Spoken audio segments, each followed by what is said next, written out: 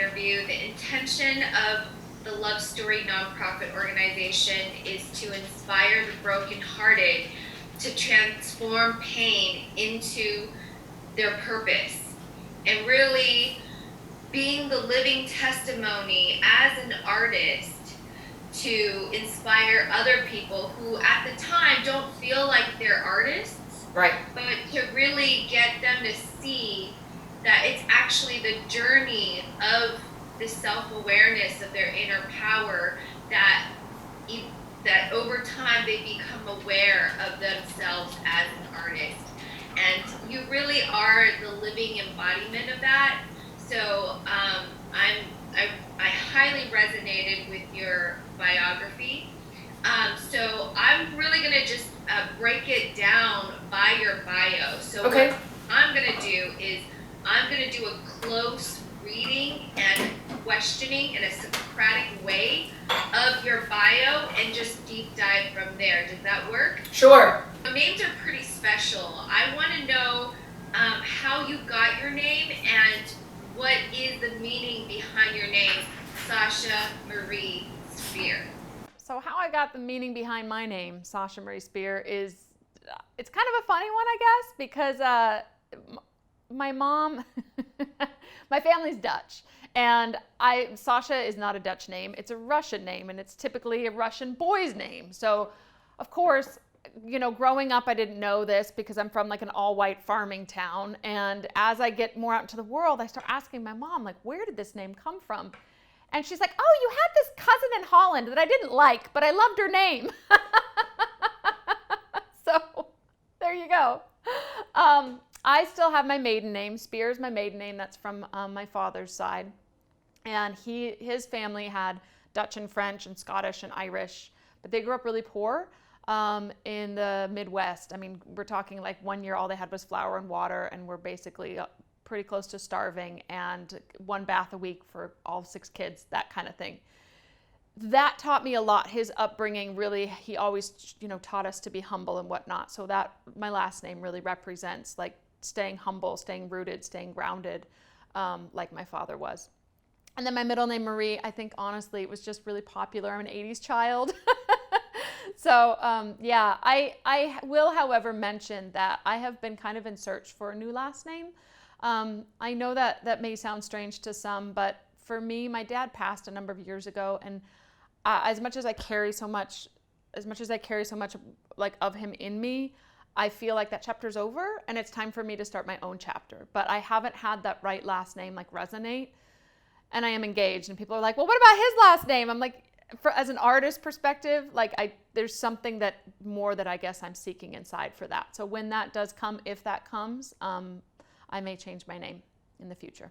In your biography that you discovered your true gift for listening and uniting at an early age. Could you describe your childhood upbringing in the initial phases of like how you started really utilizing the listening to unite?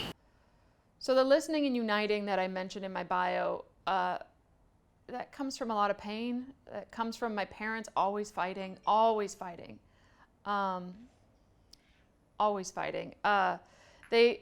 They just seemed like they never. They were like two just pent up energies that like one would fire and the other would fire back. And I was always wanting peace, and I wanted love, and I wanted them to both not be hurting. And I think from the time I'm the oldest child. That from the time I was very, very small, I just wanted to give them a hug and tell them it was going to be okay, and bring sunshine into their world. And so I got really, really attuned to their needs, and that comes through listening, and not just for words, it's body language, because people will tell you one thing, but they're going to show you another thing. And so in that, being able to listen and comfort both of my parents and try to kind of, I guess, mend whatever was there, that's what had me become more empathetic, more compassionate, more just attuned to people. A lot of people out there who are still young and who still are in the throes of trying to mediate and broker peace in let's say a chaotic environment, oftentimes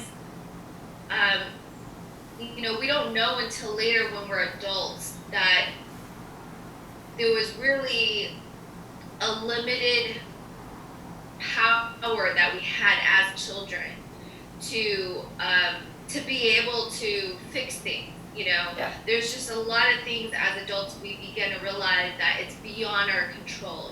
This paradox of powerlessness as a way of having power. But at the time when you were still a little girl and in hope that there would be peace, how did you cope with it? Oh. Cope with the unmanageability of not being in control, even though you wanted it so much, the peace in the home.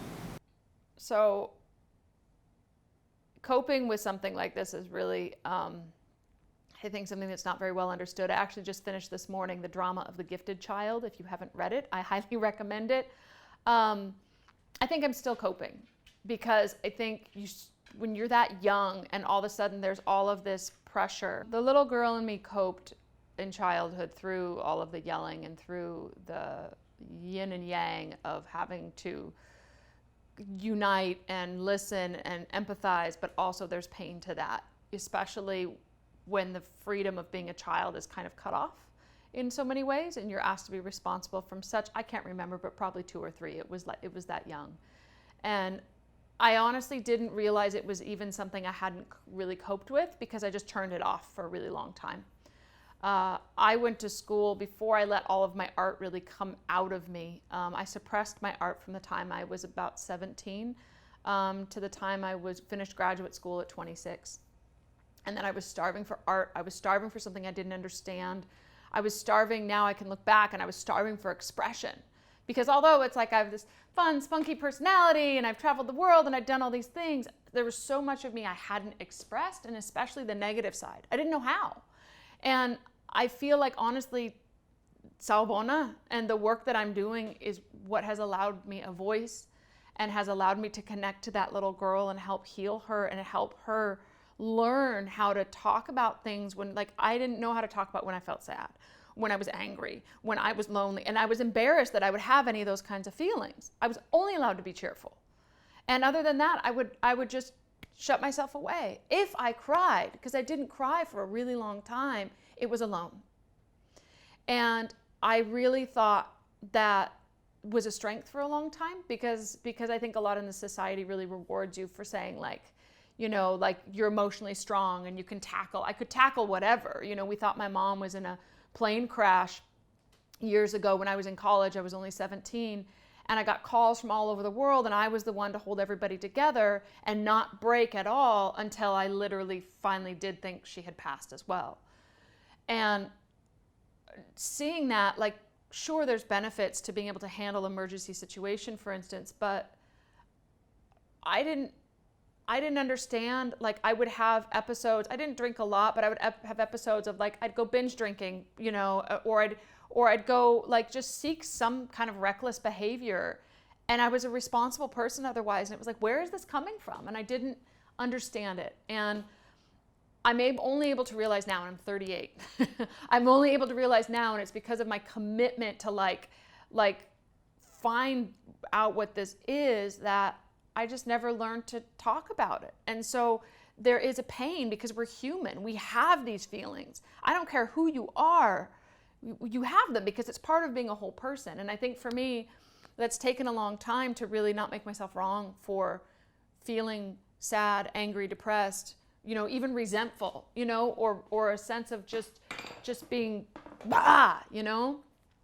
So other than that, I think I did a lot of sports. I really, I swam a lot, but we're talking, it was probably, now looking back, not healthy. For a long time, I was swimming and in the gym 2 to 4 hours a day, and we're talking really, really high intensity to manage all of those emotions and hope that they would go away. And now I feel like I'm able to talk about it. I'm able to put it in my art. I'm able to, listen to other people and be there for them and identify versus kind of be turning that side off, like, oh, it's just them, but I'll be there for them because they need me.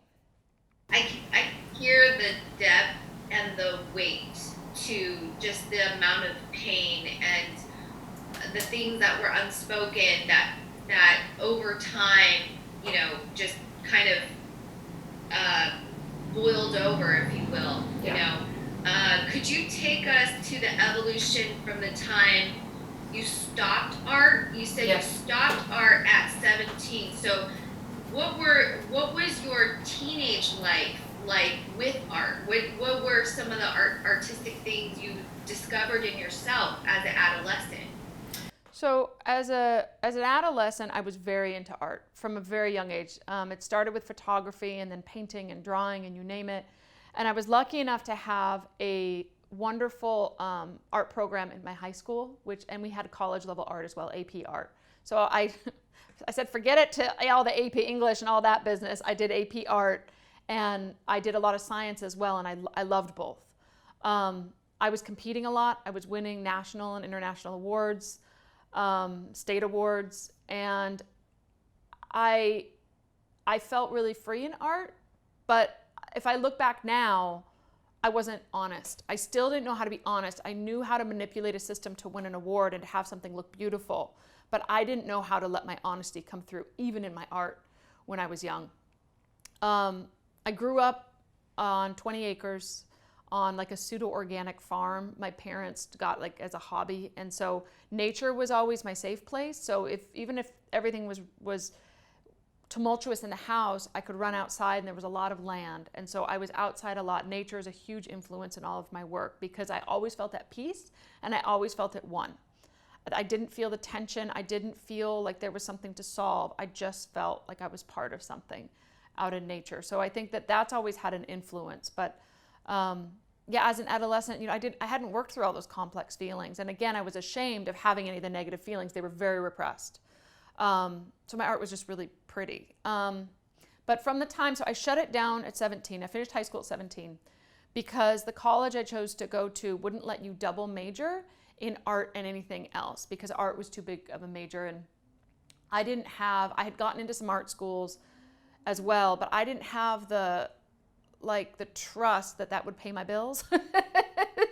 And I needed to get out of the house because my parents were always yelling. I knew I couldn't stay home. I needed to be able to forge my own future. And even college, my parents, they didn't tell me till a couple months before college, but my dad was like, yeah, honey, we had to use your college money for taxes, so you're just gonna have to figure it out. So I was determined to get out of there though, because it was just so, there was good moments, of course, but there was so much fighting, and I just wanted freedom and I just wanted peace. So I figured it out, and I lived off of nothing for so many years, but I needed to know that I had a profession at the end that I could count on that would pay my bills. And not being able to double major, I shut that part down, but I needed something to fill that kind of like that piece of you that comes out through art. And language was the closest thing I found. So I double majored in Spanish. And that helped. And the people in the Spanish department probably helped the most because they're very free flowing and, just like really, they see life from a different angle. We got to study a lot of poetry and, like in Spanish. It was fantastic. That had me go live in Spain. That was really wonderful. I picked up drawing again while I was in Spain for a little bit, but only to shut it back down once I came back to the US. That being said, once I went to graduate school, I got my doctorate in physical therapy. I've always loved the human body. And so I figured, okay, well I can get a job with that, but I was the one, painting the nervous system. So this is when it started to come back out again. I was painting the nervous system and creating all these dances to help everybody memorize things. They're like, Sasha, what are you doing here? Like, you should be going and doing something creative. And then as soon as I finished, I got my first job and I finally had a little bit of money. And I signed up for an abstract painting class, and I haven't looked back since. So. Wow. Yeah. It almost sounds like that. Your strong suits, your fierce drive for independence has carried you through all the things that we would say in society. You've checked those boxes. Yeah. Those parts where people would admire you for your degree, for what you know, and for what you could service people. But then on the other side of it, there was this void that was growing. But ironically, or maybe not ironically, the fact that you were independent, or you became independent from, you know, your ability to still stay solid as, like, you know, the foundation of what you know in society will help people, at least initially. You were able to, I would say, sponsor yourself, to patron yourself for the arts, you know. Yeah. And in that way, you're able to fuse both the science and the logic with the creativity in that. So let's maybe deep dive a little bit more into the fusion between the physical therapy and the, I would say, the energetic through the art. Right. But not like, and I would say, is there a parallels timeline in your storyline? Because I noticed in your bio that there was a moment in your life where things just was too much. Like your dad, you know, passing away, and then would you kind of take us through a little bit of, was it parallel? Was it before? You know, give us a sense of the chronology behind it. Yeah. Myself as an artist has been an evolution. And so much of it, sure, I shut it off for grad school and stuff, but again, not knowing how to access my pain, which, you know, you come to find out, like, great art is accessing pain, right? It's being able to express that pain. And, you know, I've learned since, like, that's how we actually bond. We bond through each other's shared wounds. And for so many years, me not sharing those wounds, how was I really to bond? I felt like I was bonding with all of these people, you know? But it took my life literally shattering to pieces for me to go deeper, and to really, I had always listened, but to listen to that bigger thing. My dad was a very spiritual man, and he'd always make all these spiritual references, but I would shut them off because I was raised in a very strict Mormon household. And it was something that was really traumatic for me. And so I had church and spirituality wrapped all in one. And I was like, I had all these rules and everything I couldn't do. Like, I couldn't express myself. And I just didn't want to even listen to that for so many years. And now I can look back. My dad passed in 2012, and I literally cracked open as a result of him dying. To anyone who's lost somebody close, you know what it feels like. It is a numbness, but it's an awakening at the same time. You hear things, you feel things you don't understand. As someone who had completely shut out religion and spirituality, or I thought I did, I realize now I had some spiritual connection through nature, but I thought I'd shut all that out. All of a sudden, I just had this, like, dumping of it into me. And it was 24/7. It was as if there's a faucet, and that faucet had been turned, like maybe there was a dripping, and all of a sudden it was on full blast. I just felt all of this stuff coming in. I had experiences where my father was speaking through me, and that would have sounded crazy to me before, but it literally was like, he would always talk about Homer and the Iliad and the Odyssey, and I never understood any of that. I never had an interest in any of it. One day, this is an example of when he was first kind of speaking through me, and it happens through like a feeling, you know, and a knowing. You just know. And I was in this parking lot, and it was pouring rain. And I don't know how I got there. I was just driving. It was working one day, and I just ended up there, and I'm sobbing. And I find myself in this parking lot of this half-price books. This is up in Washington State. I've never been into a half-price books, but something led me in.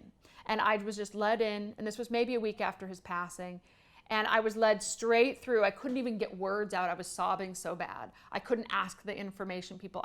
Wasn't necessarily looking for anything. I just felt literally like I was being led.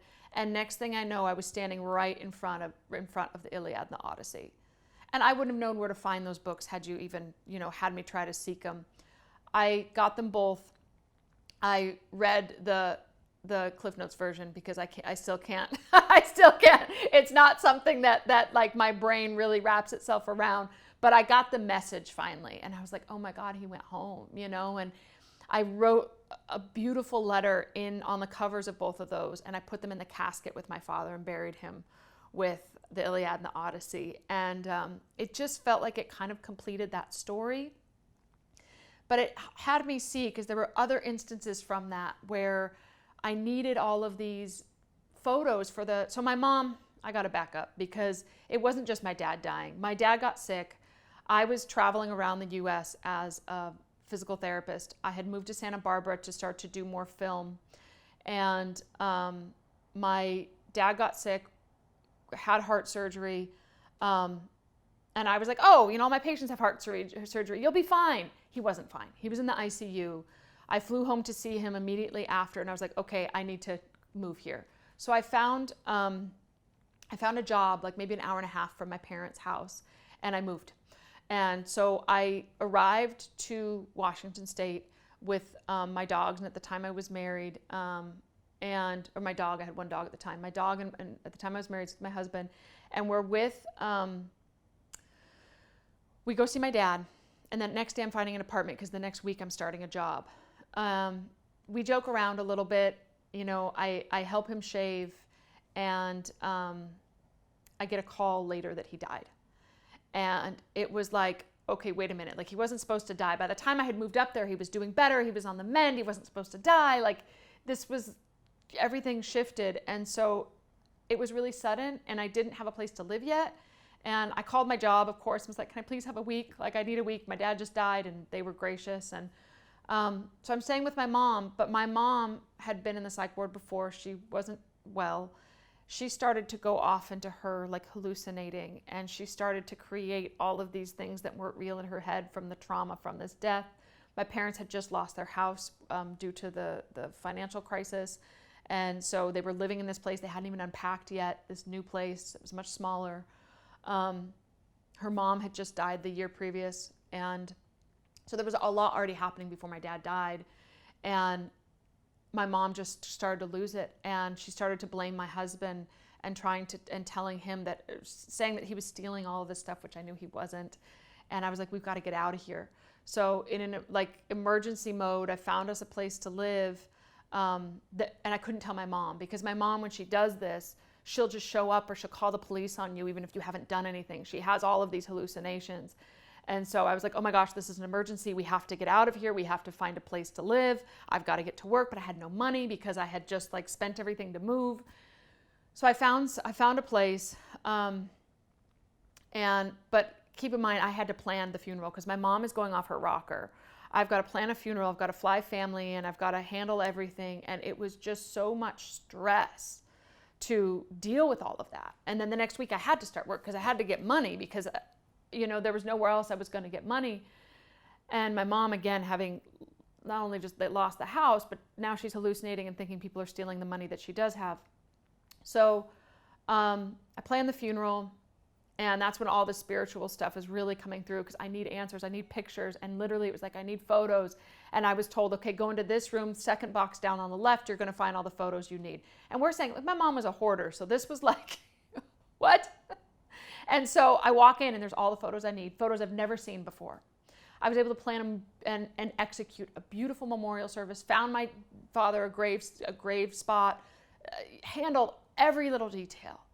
And then I'm down, my mom was just too far gone. So after the funeral, we just couldn't connect. There was no healing. My brother was doing his own thing. There was no cohesion that way, and I felt really alone. And we're living about an hour and a half away, like I said, and I had to stay hiding from my mom because she was hallucinating more and more. She eventually ended up back in the psych ward, and was in there for a while because she couldn't, she eventually was crawling on the floor thinking that I had showed up and slashed her tires, and just things that are crazy. And she thought the fire department was out to get her, those kinds of things.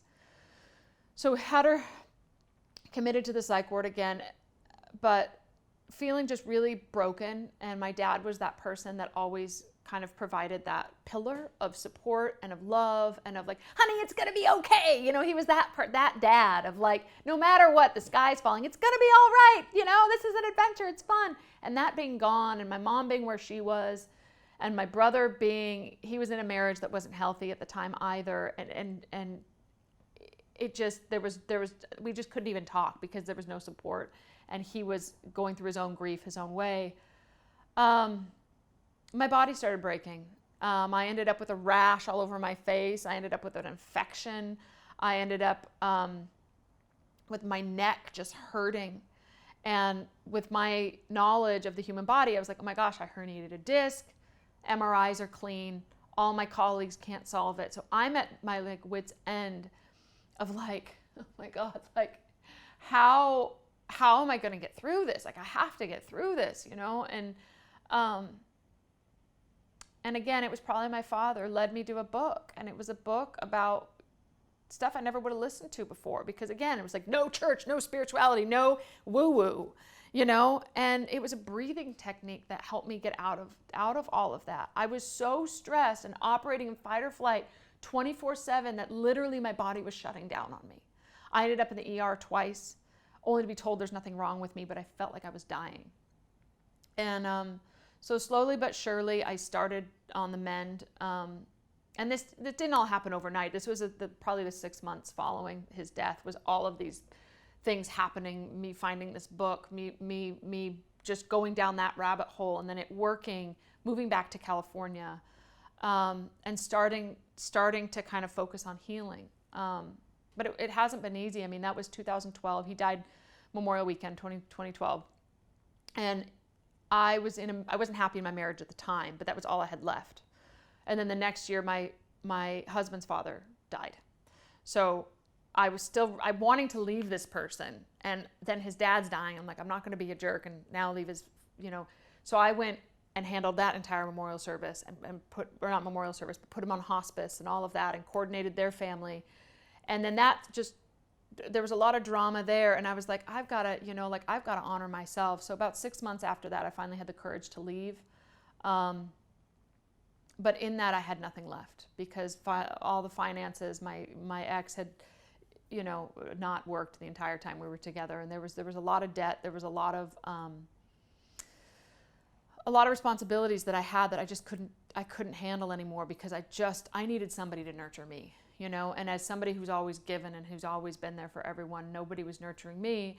And I wasn't yet doing art that nurtured me, right? So that's part of it. I didn't even know that was an access point. The art I was doing, the films I was doing films at that time. They were beautiful films, but they weren't doing that healing part that I didn't even know I needed.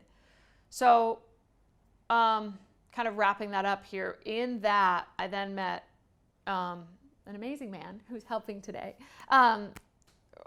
Before I wanted to meet another person, but he has helped stand by me and helped me like find healing and be with myself. I didn't realize I had really a lot of trouble being with myself. I have since started, this is in the last 5 years, I started meditating. I now meditate every morning. I started journaling. I was never going to write in a journal because I didn't want anyone to ever know my thoughts. No way.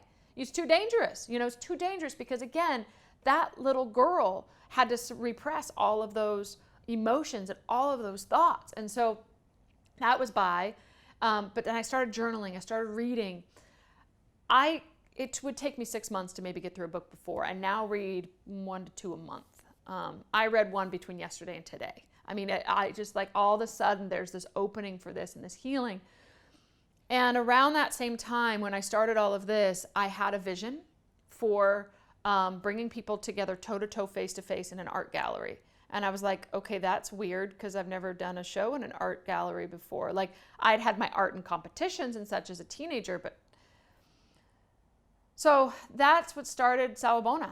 I ended up meeting, you know how these things are. It was like a synchronous form of events before I even understood what synchronous was. And the right people came together, and that process of, I decided to do a show on women who were healing from trauma, not realizing I was one of them. And through that, and through Jason, my other half, being like, don't you see you're one of them? You know, like really like, don't you see it? But seeing that, I was like, oh my God. And it was the portal for me to heal. And none of those women knew it. They know now because I've told them, but I didn't have the courage at the time to tell them. But it was like, you see this as this is why art is so important. And I didn't understand art besides something being pretty before. Art is so important because when it's good art, when it's meaty art, when it is something that is coming from something you've been through. And again, when it's got to have some pain in it. I'm sorry. Like if it's just foo-foo, that's pretty and that's nice, but there's not something to identify with. We all have pain, but we, just like storms just come and they go through, we can go through that, but we have to be willing to sit through the storm. Art helps us to face that storm and to get through it, and helps us to heal, helps us to connect. You know, especially right now, the coronavirus things going on, we all are realizing more and more we need each other. You know, we have to be connected. We have to be authentically connected. As much as Zoom is nice, we have to be in person. So I think art is really a beautiful vehicle for that. It's probably a much longer answer than you wanted, but No, but it's the perfect answer because it's the honest answer. Yeah. And thank you so much for that. I am curious as to what was the book that your dad called you to read. Yeah, so the book my dad called me to read was Dr. Weil's, W-E-I-L, Andrew Weil, Natural Health, Natural Medicine. And I've since read a few of his. He has Spontaneous Healing. He's also the founder of True Food Kitchen.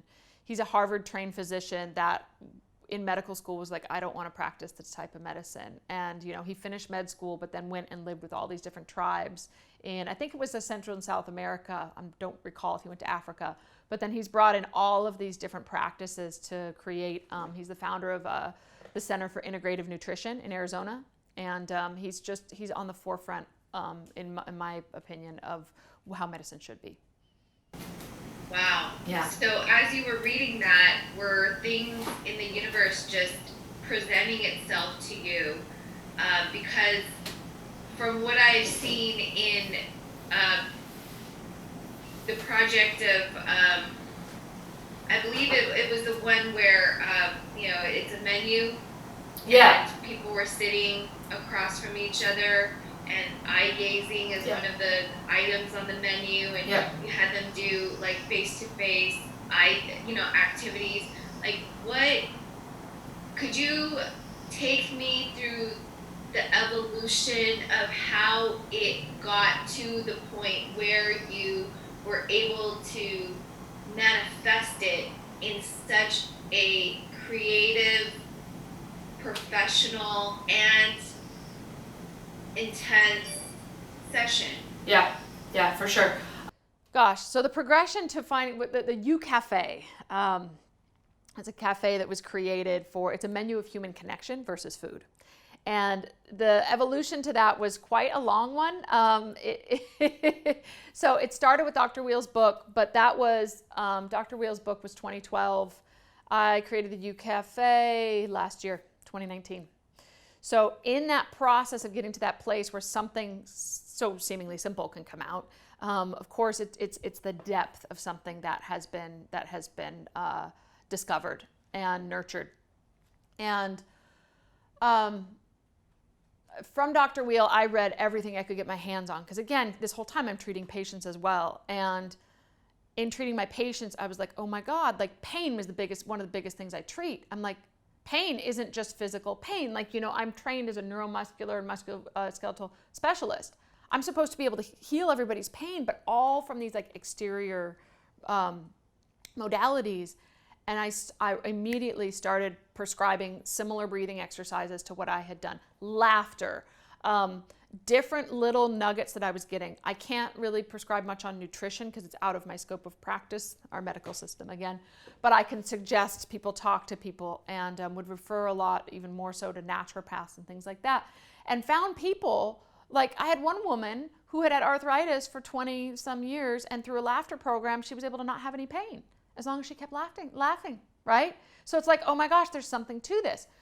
So in that, I was so determined I love the human body, but seeing patients has been exhausting. So even since I started, I knew that wasn't for me. I'm like, this isn't the right future for me, right? Because I was crying a lot of times coming home at the end of the day, because again, that listener and that empathetic child, everybody's giving me their problems. I don't have an outlet for me. And so keep in mind this whole time I'm helping people, because when I'm there, I'm going to give my 150%, but I'm exhausted. And I want to just do my films. I want to just, at the time it was films, and now it's become this whole thing. But I had to work. You have to eat. You know what I mean? And so I continued to go see patients. And then after I left my ex, because of the financial situation and just the debt I was left with because he didn't work, wasn't responsible for anything, I had to go through bankruptcy. And that was very, very traumatic for me, someone who'd always had perfect credit, who'd always, you know what I mean? Like I'd always checked all those boxes, and I had that. And I was faced with that because I was just too exhausted to work, 2 or 3 jobs? How many jobs was it going to take me to pay off all this debt, you know? And I knew that I really wanted to do more art.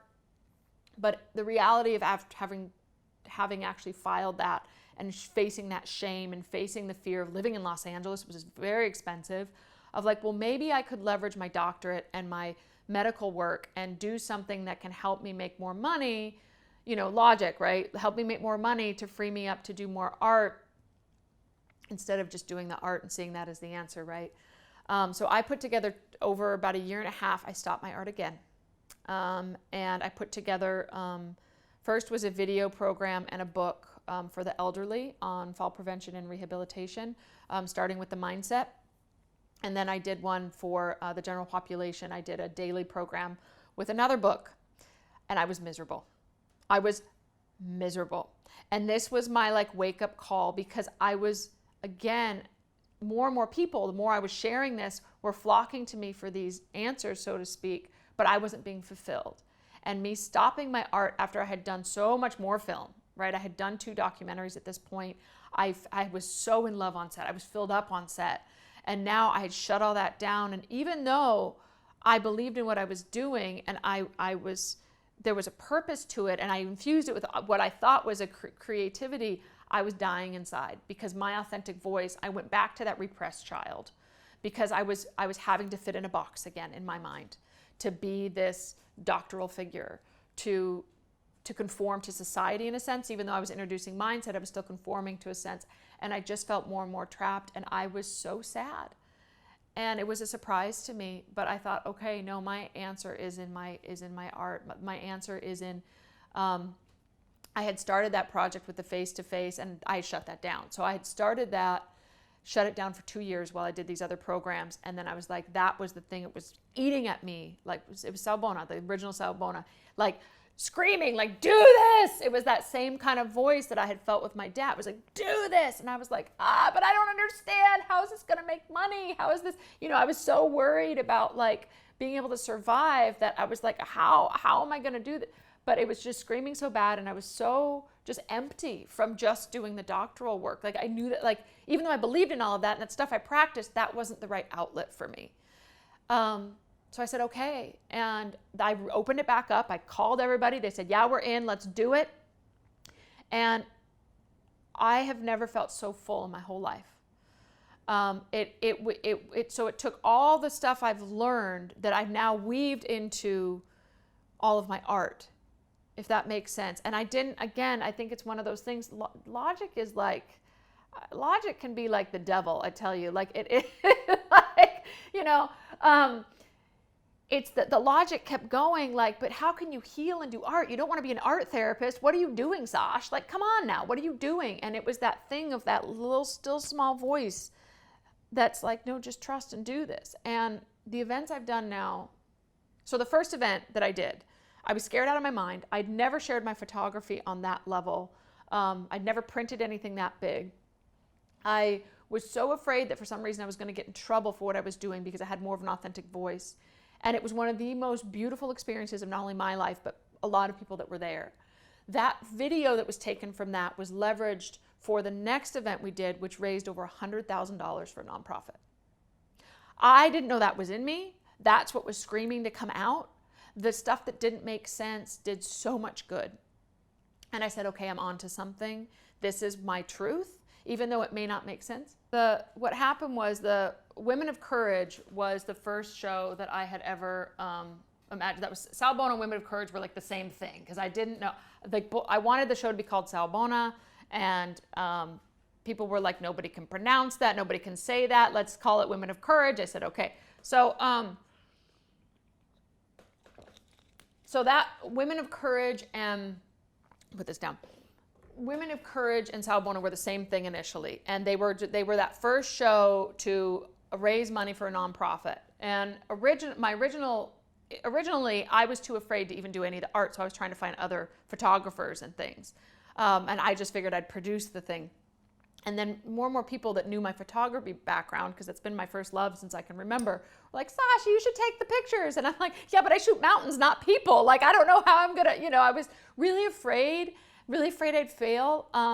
But people rallied behind me, and I shared it. What happened was, when I just, that second time, like after taking that time off to do the medical books, I came back, and that conviction that I had me have people rally around me. And then all this stuff that I didn't anticipate, that I think, you read books and you hear it happen. You're like, oh, that's nice for that person, but why doesn't that happen to me? Like all of a sudden, like there's all this support. And it got bigger than the venue could hold. And so we decided to have 2 shows. And so it turned into 2 shows. So part 1, I designed as I am you, you are me. So really recognizing self and other, and recognizing the power that we hold as women who've been through trauma. And most of these, I worked with a lot of South Central youth. So we're talking, a lot of sexual abuse, a lot of physical abuse, neglect, you name it. But then I paired them up with leaders in Los Angeles who've been through similar. So you don't realize it crosses all these barriers, right? So because I wanted these women to see that they were a really representation of what's powerful for these young women to see themselves in what's possible. And that was beautiful. And that was Women of Courage Part 1. That was leveraged to, I think mid-June of 2018. So then I think it was end of August, early September 2018, we had the second part, and that was in a much bigger venue. And that was called The Wheel. So that we did an entire medicine wheel, and we centered it around women healing from trauma. So again, the same topic, but now it's like, okay, you found your power, now what? And so really being able to help them navigate where they wanted to be and what they were missing to get there. So if you've ever walked a medicine wheel, they're mostly Native American as far as my knowledge. But I had never, until I met the nonprofit, and they invited me to walk a medicine wheel like the day after my divorce. It was one of these crazy things, or maybe it was 2 days after, not knowing I had gone through divorce. And that's when I decided that has to be part of the show too. And so years later, we jump forward and we're doing this. And what it does is that you walk the wheel to find out where you feel like you belong, and you pick something in your life, and like whatever you're going through. And are you in a space of needing a mentor? Are you in a place of peace? Are you in a place of fire? Are you in a place of any kind of like self-judgment, things like that? So you go through the wheel and you find out where you are. And then the trick is you then look across, and that's usually where you want to be. And you're like, oh, that's interesting. But then you see in that clockwise manner, those are all the steps that you actually need to take for you to get there and stay there. So what happens is most of the time we're cutting that wheel off. So like we did the context of a relationship. Most of the time these people are skipping all these steps, and they're just jumping to a new relationship. And they're like, why am I stuck in this cycle? And it's because they're not completing the path. So that was designed. I did that in an artistic representation. So I brought in all these mentors that work with these, not just these youth, but we did mentors that worked out in the communities. We brought in Senator Holly Mitchell. We brought in Eleanor Lathan, Sanaa Lathan's mom. We brought in Julie Pilot from Apple, all these different people from all these different backgrounds. And I photographed them in a space that was part of the wheel, and in a very ephemeral way. So all these photos were a little blurry, and it was that thing of taking their energy and putting it into a photographic representation, and then designing a wheel with, I found a poet, and I was like, look, can I use some of your poetry?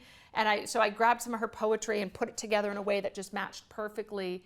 And it was a beautiful representation where people could go in and in an artistic way identify with the mentors and with themselves. And then we did a live demonstration so people could actually walk around the fire and be in the medicine wheel. Wow. Yeah. That a hyperfusion of creativity applied applied knowledge and being able to fuse that creative space, I think, live event really is an art in and of itself, because you're never going to get the same event. No. And everything nuanced is just part of the dynamic. And when you hold such an event like that, new connections are made. It could be a new love, it could be a new business relationship down the line, it could be, who knows, you don't know what, what domino effect, butterfly effect happens as a result of one event. Just like when you first attended your first medicine wheel, the day after your divorce, and you became a little more awakened in your process, so where are you in your intention today, as of today's interview, for the evolution of live events as part of your creative portfolio? So where I'm at as far as like with live events, and I had to take some. This has been a really hard thing, and for me, because of that repressed little girl, not knowing how to express certain emotions, and always my mom being so volatile growing up. I was always, at any moment, I felt like I was gonna get screamed at, or I was always in some sense of survival mode, unless I was outside. So I've realized that even though I've mended everything with my mom, we have a great relationship now. We talk almost every day. All of that has shifted, but I still have that fear and that anxiety. And when I've done these events, I end up with panic attacks. I had never had panic attacks before this. I end up with, when I had last year, I thought I was having a stroke afterward, and I blacked out, and all this sorts of weird stuff happened. And I had to kind of take a step and be like, what is going on? Because I'm loving this. What is happening in here? And so I've really had to check. So I took some time away to meditate and be, and, really kind of look at like what's causing this literal, like I feel like it's almost like a fear for my life, even though intellectually I know I'm not. And it's really seeing now that it's because I never let that little girl feel like she was safe, and I never let her feel like she could express herself with those negative opinions, right? I had labeled those, and so I've been so afraid deep down inside that perfect image I think I had to get my mother's love. You got to make sense of all this. It's like, what? But it's a 3-year-old making sense of it. That perfect image I had to get my mother's love has been threatened this whole time, because now I'm not just expressing my negative emotions. I'm providing a platform for hundreds and thousands of people to transform their negative emotions. So I'm having this, like, it's almost like this kickback after these shows. And I was like, okay. So I've been sorting through that. I don't think I'm all the way through it. I think this is something like being, if you're afraid of spiders, you're afraid of heights, like you just keep throwing yourself in the fire. But it's also something of being aware. And so now it's that thing that I'm much more conscious of it. And I really recognize like this is my life's calling, and I must keep going, but I must take care of myself too. So really recognizing that. My next show was actually is what I'm surrounded around with right now, because it didn't get to happen because of coronavirus. So this next show was supposed to be March 21st here in Venice, California. And we had to cancel it because of the virus, which for the show is actually probably better, because I've had more time to work on the pieces, being at home a lot. And that is centered around, I wanted to do a show, again, in part of my healing, about like my personal struggle versus mine told through a whole bunch of other people, which I love, but I think I was missing me, and I was trying to maybe run around it and like, oh, that's okay, let me just talk about everybody else. I've had to look in and again be able to get those unwanted emotions out. And so this show is all about surviving and blossoming after grief, and really being able to see that the running survival mind that we all have can be transformed into something positive. And for people, and like for me, being able to get all that. So like right now, so each of these pieces represents a positive like emotion or way of being that came from working through everything, right? And it's not like they weren't there before, but they were strengthened and they blossomed even more. So these are all bouquets, and they're bouquets of eyeballs and of different paper and paint, and I use sumi ink, and they're all, the backs of all of them is this beautiful Japanese paper I found that represents, and they're all they're a little different, but they all represent the same thing, and that is to begin again. So they all start with to begin again, and then we build these bouquets on them, and reason being is that the eyes represent life happens in these moments, right? Which is the name of the show. We blink, that's a moment. We blink, we blink, we blink, we blink, we blink. And sometimes we're always looking for this big thing to happen, to like save us from something or change our lives. And we miss all of those moments in between. And especially when we're suffering, we're looking for something to help us get out of that suffering, not realizing that we can choose a new thought each moment. And even if we went down a rabbit hole we didn't want to be in, we can shift at any time and begin to choose new thoughts.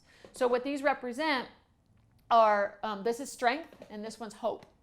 I've got over there, I've got resilience, peace, and then in the other room, I've got confidence and appreciation.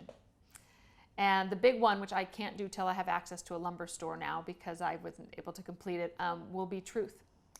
And the opposite of each of those will be the subtitle. So for truth, the opposite is logic, right? So it's by working through my logic, I found my truth, if that makes sense.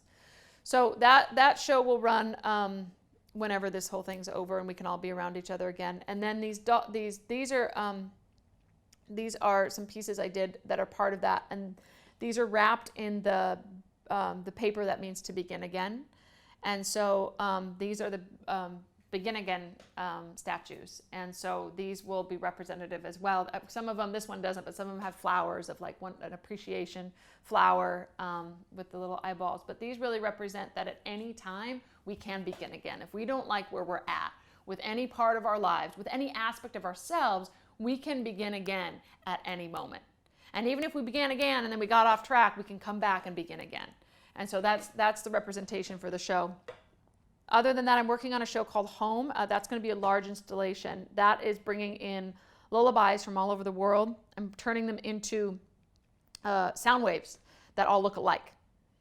And so people will stand in front of, they're going to be reflective material, and they're going to see their reflection. They're going to see all these sound waves, and they can listen to each one as they with headphones. And they're going to see their own reflection, and then the reflection of a globe on the opposite wall that's going to be made up of photos of mothers and children from all over the world.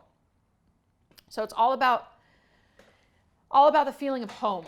And I think, we're kind of looking at like, well, where did this come from? Because sometimes these visions just show up. And I've been searching for a home my whole life. I have realized, even though my parents loved me, of course, even with all the fighting, they don't, everyone does the best they can. They loved me. I had a nice environment. Like there was nature and stuff, but I didn't ever feel settled and safe. I never felt home. And I've realized like I have moved all over the world, but it's because I was always searching for a home. And until these last couple of years, I had trouble living somewhere for any length of time. I was always ready to just leave because I had this unsettling fear, at any moment, I can't let myself feel safe because that's when something's going to happen, so I've had to work through that. And I think that so much of my work now is in me working through all of this in myself and, not doing it on my deathbed, knock on wood, because it's the coronavirus, but you know what I mean? Like hoping I got another 50 years in me. How can I help other people? And how can I, with these events, so this is nice art and all, but like people are like, oh, Sasha, let's do it online. I'm like, no, it has to be in person. I'm going to have a piece at the show that's a surprise for everybody because the magic happens at the shows. And then you take it home and it's a reminder of that, right? But this connects people that crosses socioeconomic, divides, racial divides, age divides. So many friendships have happened at my shows. And so many people have come and said like, oh my gosh, because of you, like, and because of this show, I don't want to commit suicide. or I finally found hope, or I found that I can actually go after that dream I want, of what I want to do. That's why for me these live events are really, really important. And it's important to keep going with them regardless of how I'm feeling. I mean, again, I'll work through it and make sure I end up safe, but I'm like this clearing for other people to be able to heal. You have perfectly articulated the essence of the big why behind the live events that you've produced, and also the resistance, and not knowing whether that resistance is just, again, the logic side, the little logic with horns, or if it's, something that is like a red flag within you that says, okay, slow down, Sasha. It's, a little overwhelming or whatever. Right. But I find it so fascinating that because you know pain so well and so deeply, that there's this purpose-driven fire within you that still is so focused and committed to the live experience. And you're right about this COVID crisis, is that, I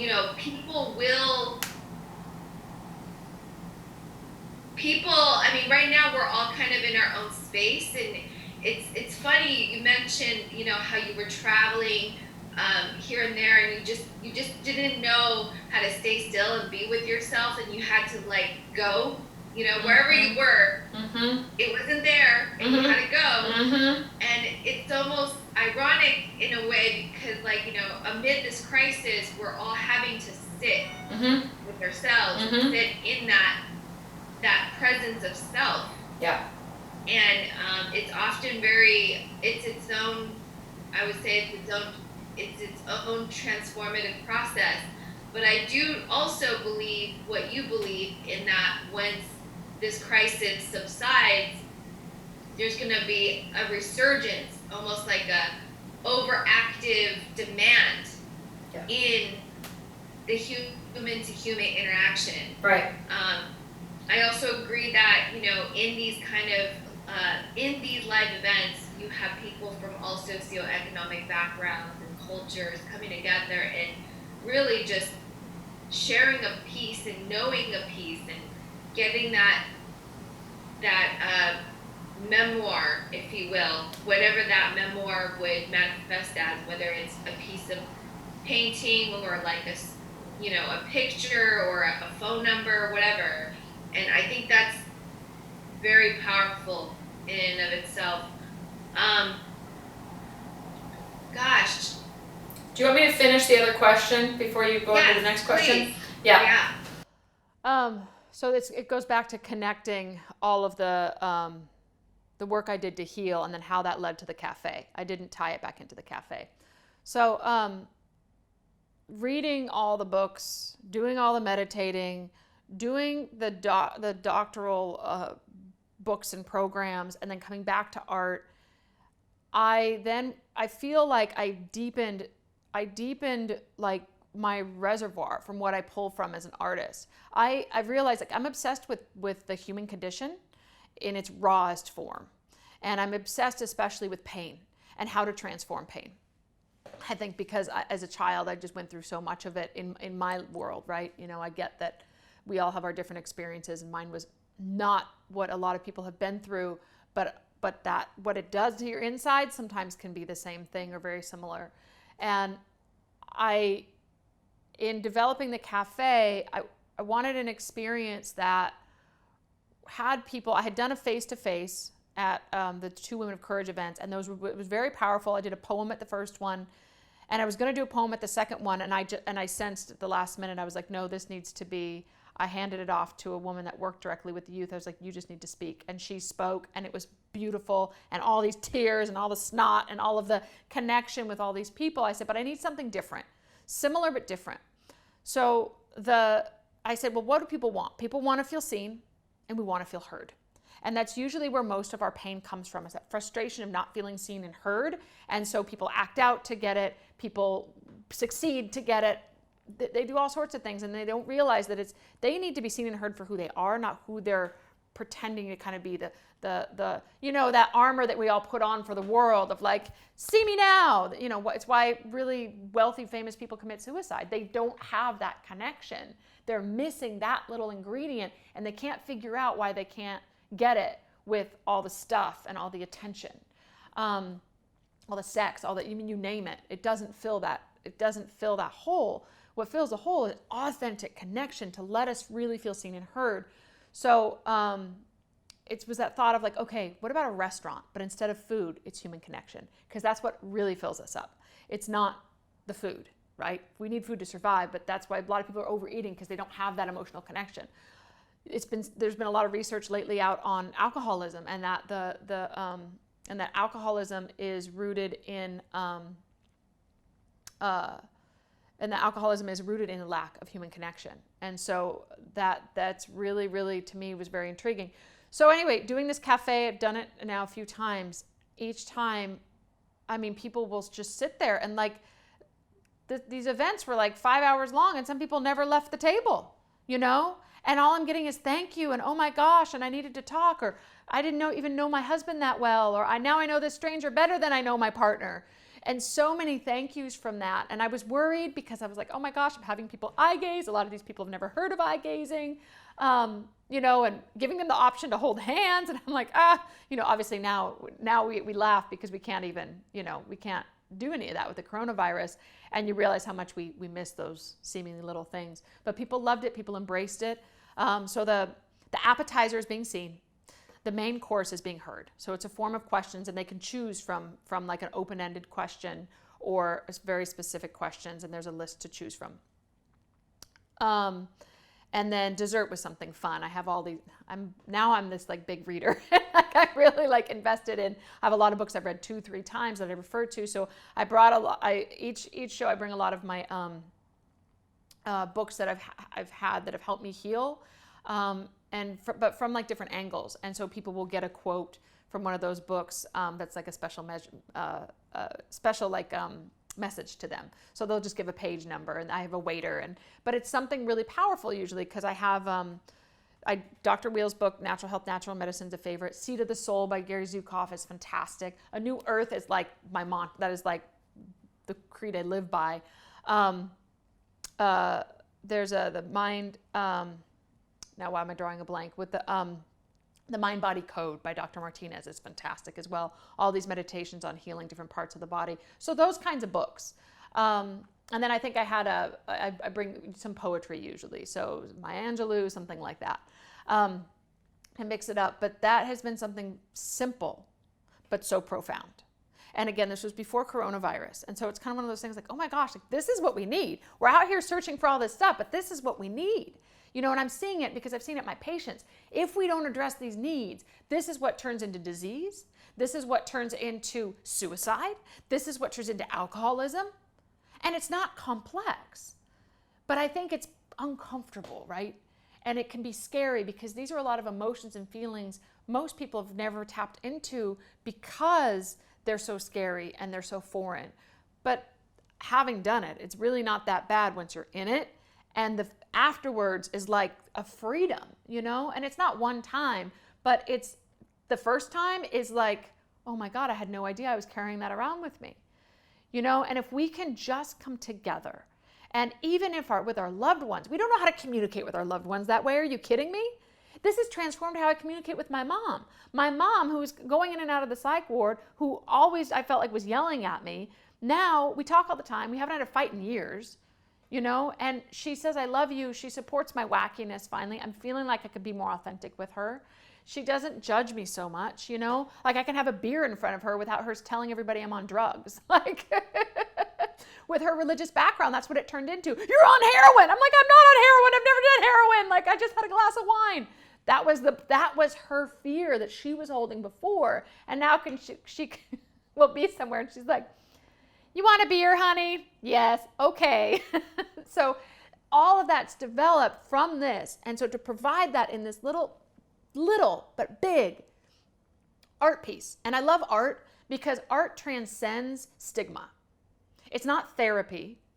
right? It's not a seminar, because there is no way in hell me in the past would have ever gone to some seminar or some therapy. No way. I'm telling you. I thought all that stuff was weird. I thought it was just for people that had problems, blah, blah, blah. And now I'm like, oh my God, no, it's human. Like, we need to connect. We need to heal. And we're all hurting in some way or another. And there's nothing wrong with that. There's no stigma to place. So why not just be part of something that's artistic? And it's allowed people from all different walks of life as well to connect, because I think oftentimes too we feel like we're alone, or we feel like we only get along with people that are just like us, you know, whether it's people that are from where we're from or people that are dressed a similar way or whatever. And it's been my favorite thing to see people from like the Iranian community and the African American communities and European, and you name it, and they're like, oh my gosh, I have all these new friends. Someone who's 65 becoming friends with someone who's 22. You know, these kinds of things happening, and it is really fantastic, but it happens through these little shared threads that we have. So anyway, so I love the menu, but it was from years and years and years of seeing and discovering what we're missing in order to feel whole.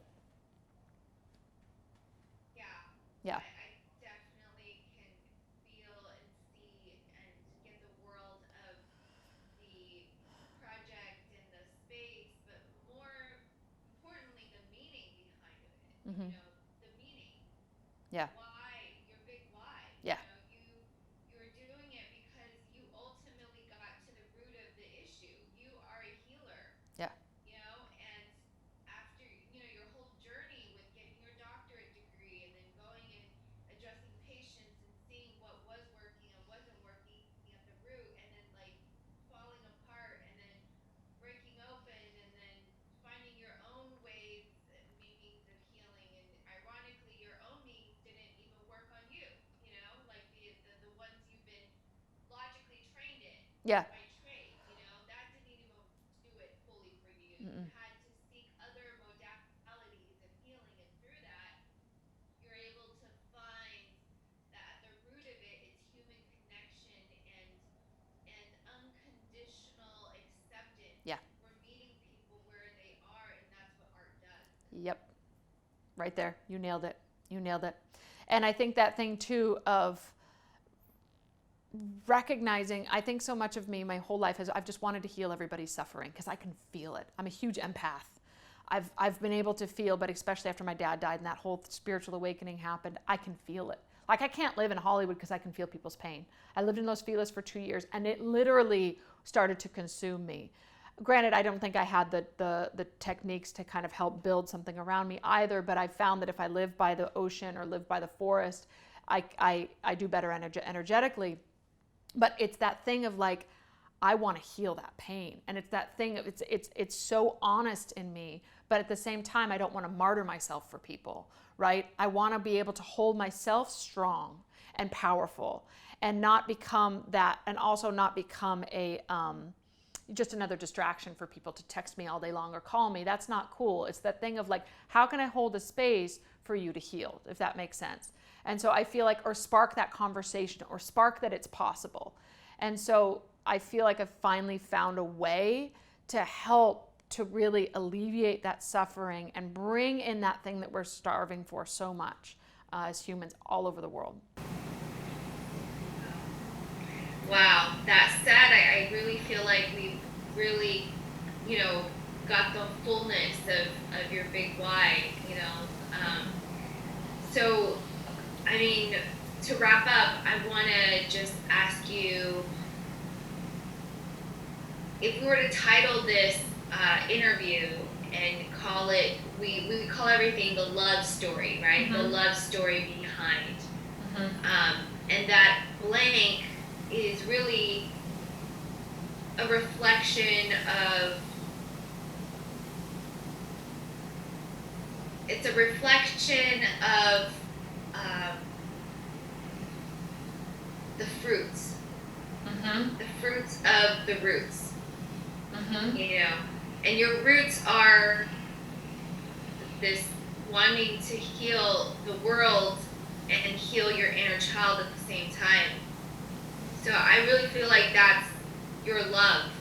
Yeah. Well, they're connected, and I think it's that realization that they're this. It's not my inner child and the world. It's as that's healed, this is healed, and it comes together. Yeah. Yeah. Absolutely. Yeah. And with that said, if we were to title it in this interview, what would be your blank? But if you had to pick one name as far as like the manifestation of the fruit from the root, what would that fruit Belonging. be? Belonging. Belonging? Yeah. Okay. Yeah. It's a sense of belonging. Yeah. To myself, to other people, to our world, and not just for me. I mean, me finding it helps other people find it, So the sense of that belonging to self and other and the world, it is everything. Yeah. And I think that's what people end up bathing in a sense, in my show. It's like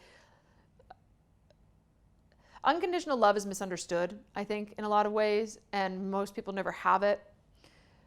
But unconditional love provides for belonging. And people, when you're in that space, you all of a sudden feel like even if you haven't danced in 20 years, you can dance, or you can do this, or you can give somebody a hug, and you just can just be. And I don't think we know how to be in our cultures because we develop a way to be so we don't get in trouble, or so we can pay our bills, or so we can get through school. We don't just be from within. So even if you want to like phrase it something like being from within, like that's what sparks, and not just for me, but for the people that bathe in that same energy. Yeah. Thank you. Yeah. Thank you so much, Sasha, for your time, and thank you, Jason, from behind me. Jason, she's saying thank you. No problem. Anytime.